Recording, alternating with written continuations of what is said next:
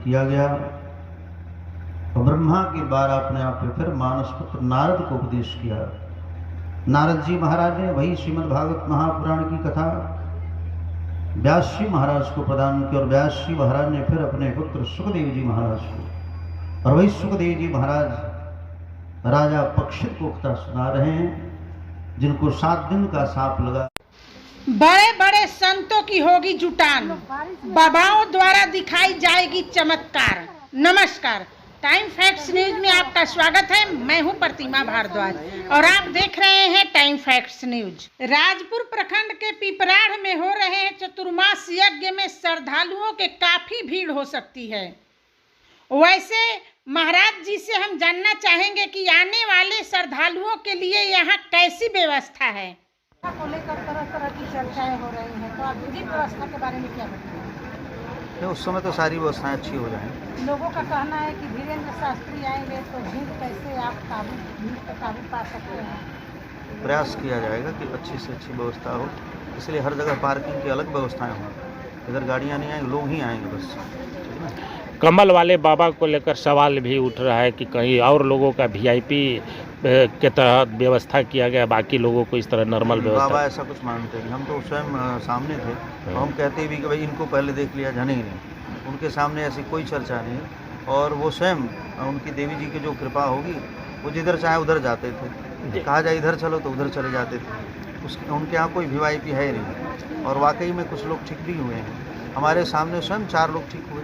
जब जाने लगे, हम विदाई करने के लिए बाहर निकले, 4 लोग पैरालिसिस वाले तुरंत टर्न से खड़ा कर दिया उन लोगों को। इस प्रकार ऐसी विशेष, और बहुत सारे लोग जिनके ऊपर कंबल उन्होंने एक बार घुमा दिया, शुगर कैंसर आदि के लोग, बड़ी उनको राहत है। ठीक है, तभी तो लोग आ रहे हैं। परसों 100 लोग आए थे, फिर अपने आप आज भी लोग कुछ आए थे। ठीक है, फिर बाबा का कब का कार्यक्रम है? बाबा तो उस समय आएंगे 28 अक्टूबर से लेकर के 4 नवंबर तक। ठीक है, 8 दिन का शिविर उनका रहेगा, जिसमें पंडोखर सरकार भी आ रहे हैं, जिनका 5 दिन का शिविर रहेगा। धीरेन्द्र शास्त्री जी भी आ रहे हैं। तो ऐसे बहुत सारे भारतवर्ष के। तो भारतवासियों को क्या बताना चाहेंगे, क्या संदेश देंगे आप? बस आप संतों का दर्शन लाभ प्राप्त करें, और जो भी आदि व्याधि आप सब समाप्त हो। और हमारे बक्सर वासियों के ऊपर विशेष कृपा है, कितने बड़े बड़े संत महापुरुष इसी बक्सर में। इस यज्ञ में 1 दिवसीय कार्यक्रम में काली कमली वाले बाबा आए हुए थे, जो विकलांगों को ठीक कर रहे थे, शुगर को ठीक कर रहे थे। उन्होंने अपना चमत्कार भी दिखाया, और यहाँ के लोगों में काली कमली वाले बाबा पे कई तरह की सवाल खड़ा हो रही है।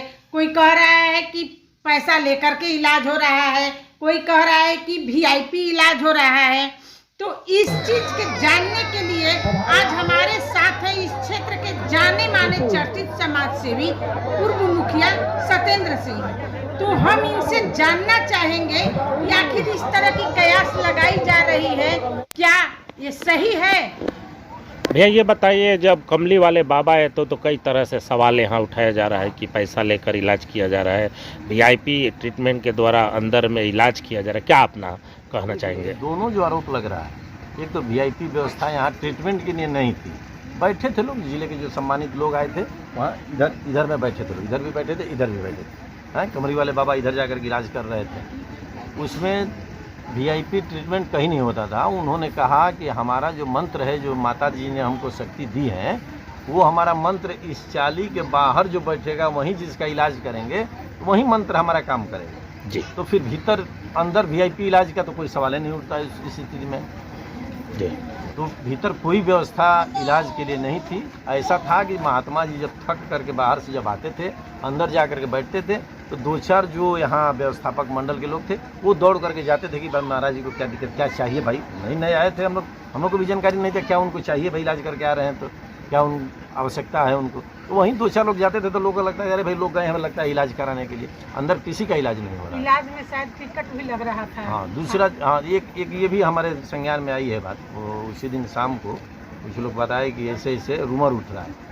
लेकिन आप ये बताइए कि कहीं यज्ञ होता है तो सब जानता है इसमें आर्थिक सहयोग भी लिया जाता है। इसलिए इलाज के नाम पर कुछ नहीं, 4-5 लड़के रसीद लेकर के बैठे हुए थे कि भाई जो स्वेच्छा से देना चाहे, ये था, ये जरूर था कि जो 500 से ऊपर देगा उसका मतलब वो स्वेच्छा से दे सकता है, उसके लिए पर्ची दे दी जाएगी। तो वहीं यज्ञ के सहायतार्थ 500 रुपया, 1000 रुपया, 2000, 5000, 10,000 जिसको जो देना था वो लड़के पर्ची लेकर के रसीद बैठे हुए थे, वहीं वो लोग दे रहे थे। तो वो लोग प्रचार कर दिया कि नहीं इलाज के लिए पैसा लिया जा रहा था, जबकि वो तो यज्ञ के सहायतार्थ लिया जा रहा था, वो उसमें इलाज का कोई ये नहीं था। यानी झूठ मूठ का अफवाहें फैलाई जा रही झूठ का अफवाह फैलाया जा रहा है। कुछ लोग हैं या तो कहीं किसी दूसरे संस्था से जुड़े हों या किसी दूसरे धर्म से जुड़े हैं लोग, या तो धर्म को बदनाम करने के लिए कर रहे हों, या जिस उद्देश्य से लोग कर रहे हो।